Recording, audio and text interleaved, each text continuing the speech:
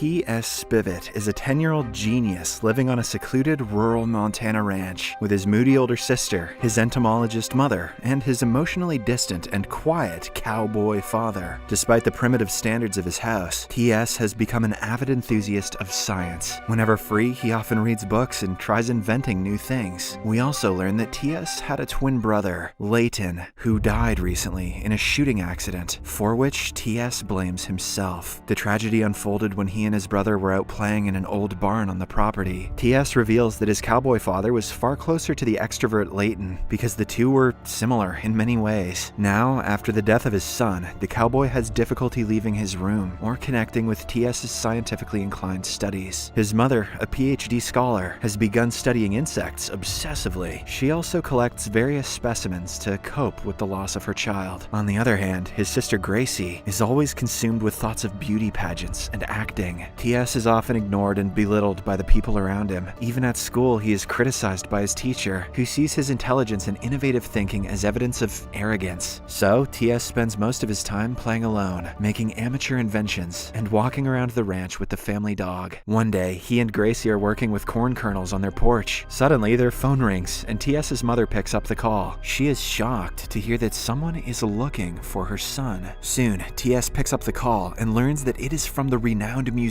the Smithsonian Institution. It turns out that he has won a prestigious prize for his blueprint of a magnetically run perpetual motion wheel. Now, T.S. is invited to attend the awards ceremony in Washington, D.C. However, the museum director, Miss Gibson, who is on the call, believes that T.S. is actually a grown man and that the little boy talking to her is the son of the prize winner. Initially, T.S. is reluctant, as he simply can't get out of his house. His cowboy father would never let his family step outside the state of Montana, let alone travel to D.C. However, since it is the best shot to achieve something in his career, T.S. plans to risk it all. Finally, he decides to run away from home to receive the prize. Before leaving, he packs a suitcase and takes one last look at Leighton's old bedroom. There's a pile of dusty toys and furniture that his parents are unable to bring themselves to throw away. T.S. tearfully closes the door, as he still blames himself for his twin brother's death. He then passes by his sister and father before leaving. However, both of them are too wrapped up in their daily routines to even notice him. This slightly upsets T.S. as he thinks to himself, "No one will notice me, even when I'm gone." Shortly after, the little boy drags his large suitcase and heads to the train station. Being an organized person, he has brought along all his essentials, like binoculars, compass, winter clothes, and so on. However, at the train station, T.S. realizes that he is a bit early. So, to speed things up, he climbs up a traffic sign and puts the stop signal on. The plan works, and just after a few minutes, a train shows up. T.S. excitedly boards it with his big suitcase, but unfortunately, a couple of authorities notice him. Realizing that he doesn't have a ticket, they begin chasing him mercilessly. But our little genius manages to climb up a tower and successfully makes it to the train below. Soon, the vehicle begins moving, and T.S. finally evades the authorities. Not only is he a scientist, he's also a chef. He knows how to smoke bacon. On the way, he makes himself comfortable in one of the rail cars, where he plays and imagines that Leighton is still there with him. This shows how much he misses his late brother. Next, the train makes a stop at Wyoming, and the guards at the station begin to examine the vehicle. Realizing this, T.S. hides in an auction show camper vehicle that's being transported. However, the guard is suspicious, so he decides to check the camper vehicle. Inside, we see that there's a life-sized cardboard stencil of a family eating dinner. T.S. pretends to be one of the cardboards, so the guard looking in thinks he's just part of the art. After the narrow escape, T.S. realizes that he needs to be careful, so he opts to sleep inside the camper. However, when the train comes to a halt, he decides to head out in search of food. T.S. soon meets a drifter named Two Clouds, and the duo starts chatting. In the next scene, Two Clouds invites the boy into his trailer and tells him an inspirational story of how a bird reached its destination despite facing many ups and downs. The old man then provides T.S. with some change so that he can buy some food for himself. Next, T.S. goes to a nearby takeaway shop and orders hot dogs. This is the first time he is going to eat fast food in his whole life. It turns out his cowboy father is so religious that he never allowed any food products that didn't come from their farm. This makes the hot dog even more special for T.S., probably more disgusting too. But right then, two police officers arrive at the scene and ask the shop owner if she has seen a missing boy. They then bring out a poster, and shockingly, the boy is revealed to be none other than T.S. himself. However, the cops are so occupied with their conversation that they fail to notice the little boy right next to them. After they are gone, T.S. nervously talks to the shop owner and explains explains that his parents are dead and that he lives alone. To his luck, she doesn't say a word and simply lets him leave. That's nice for TS's sake, but that lady should probably go to jail. While heading back to the train, TS contemplates using a nearby payphone to call his family, but he can't bring himself to do it. The next day, he walks along the railroad tracks with his backpack, having stored his suitcase in a nearby electrical grid box. At the same time, a mean-spirited policeman pulls up behind him, asking him about his whereabouts. TS lies once again, saying that he is from Chernobyl, and also begins to converse in a foreign language. Unfortunately, the policeman catches wind of his deceit and begins chasing him. The two go back and forth for a while, and at one point TS is almost cornered, so he is forced to climb atop a separating bridge where a boat is passing through. Unfortunately, the move turns out to be a dangerous one, and TS is left hanging from the bridge. This frightens the cop, and he frantically apologizes to the little boy for chasing him. He even provides instructions on how to climb back up. Thankfully, TS, being an intelligent boy, uses the laws of physics to his advantage and eventually reaches safety. However, during the struggle, he injures his ribs, causing him immense pain. To make matters worse, his compass and favorite sparrow skeleton that he brought along are also destroyed. Heartbroken, TS throws both of his belongings into the river. He then heads to the highway and attempts to hitchhike a ride. Almost every vehicle ignores him, but a friendly trucker named Rick stops and pulls him up. It turns out Rick usually offers rides to people, which becomes evident when he showcases his collection of photographs with them. There's a red flag if I've ever seen one. Later, as the two are talking, Rick realizes that the young boy is badly injured near the chest, so he advises TS to visit a doctor soon, but the latter says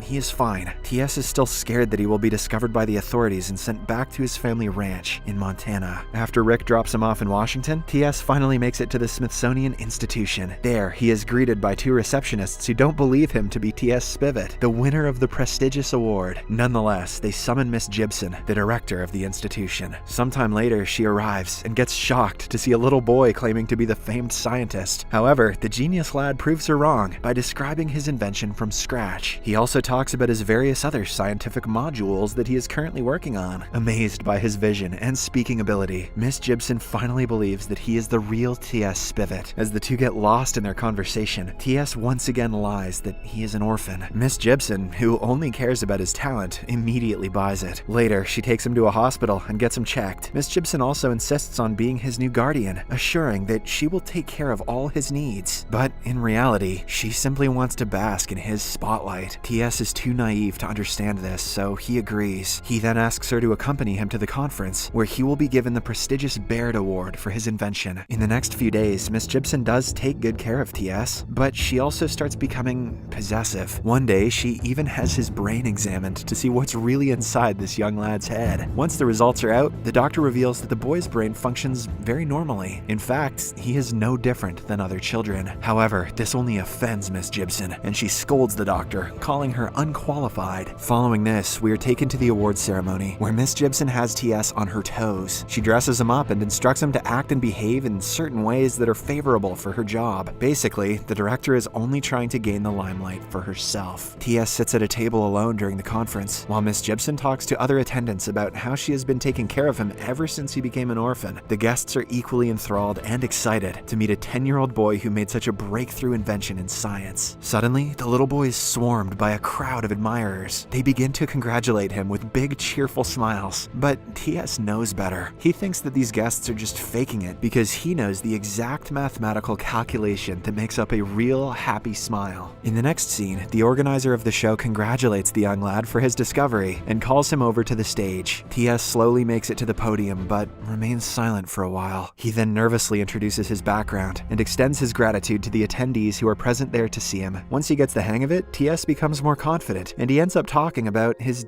dead brother. He finally reveals how his brother died because of his mistake. It turns out that on that fateful day, the two brothers were experimenting with a gun inside the barn. T.S., being a science geek, wanted to test the velocity of a bullet, while Leighton simply wanted to shoot. They agreed to help each other out, but at the last second the gun jammed. T.S. tried to check it, and without pulling the trigger, he ended up shooting his brother, killing him instantly. After concluding the story, T.S. sobbingly admits that nobody ever talks about about Leighton anymore, as if he never even existed. Even the audience is brought to tears by the sad story. Surprisingly, unbeknownst to T.S., his mother is also present in the audience, having driven to Washington to find him. Later, the boy is prepared to appear in a sensationalist talk show. Miss Gibson, who acts as his representative, sits behind in a guest room and watches the interview. Back in the live show, the host initially inquires T.S. about how his invention came to be. The latter tries to give some scientific background, but he is always cut short by the host, who is only interested in keeping the show going. The host then begins to slowly divert the topic to T.S.'s brother, since it will give the show a lot of TRP. However, Miss Gibson was aware of this, so she had already advised T.S. to not delve into the emotional topic. The young boy does as he is instructed. Suddenly, T.S.'s mother interrupts the interview and shocks everyone. In particular, Miss Gibson is enraged, as she now can't be in charge of the boy anymore. The mother tearfully apologizes to T.S., saying she should have been more present for him. She also tells him that Leighton's death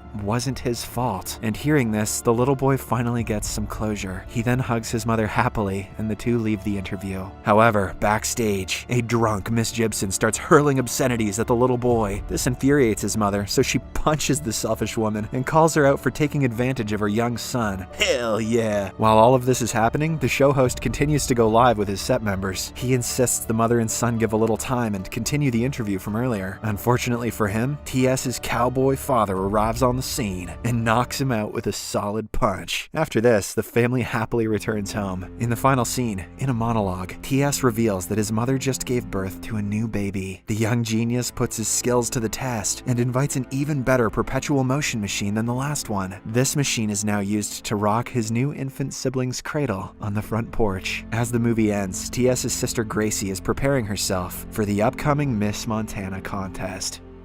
Subscribe for more videos like this, turn on notifications, and leave a like to help the channel out. Thank you for watching.